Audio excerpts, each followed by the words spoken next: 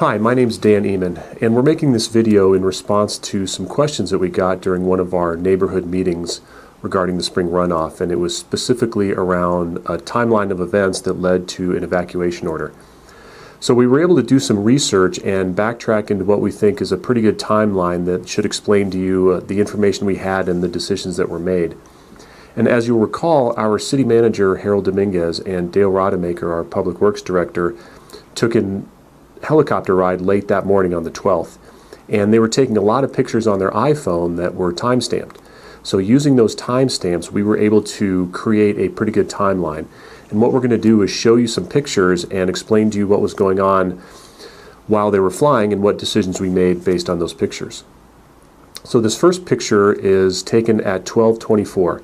And what you can see is Airport Road runs north-south in this picture, and the water is pretty well contained on the west side of Airport Road. It had yet to really impinge into the neighborhoods. And at around 12:30 is when Harold Dominguez actually made the phone call. Certainly the cell phone coverage in a helicopter isn't quite as good as it could be.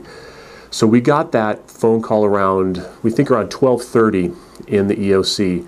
And what happens when we get those evacuation phone calls is one of the dispatchers or supervisors in the communications center has to get up and make another entry into a different computer on the Everbridge system to basically put in what it is exactly we want to say. They draw a box around the area that we want to evacuate, and then the evacuation order actually gets launched. And in this case, that order was launched at 1:02 p.m.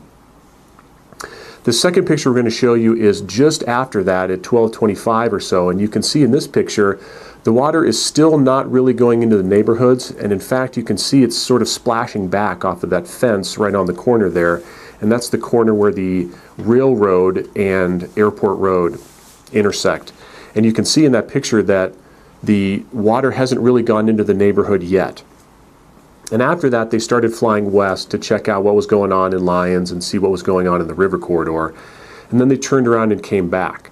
So this next picture was taken at 12:47.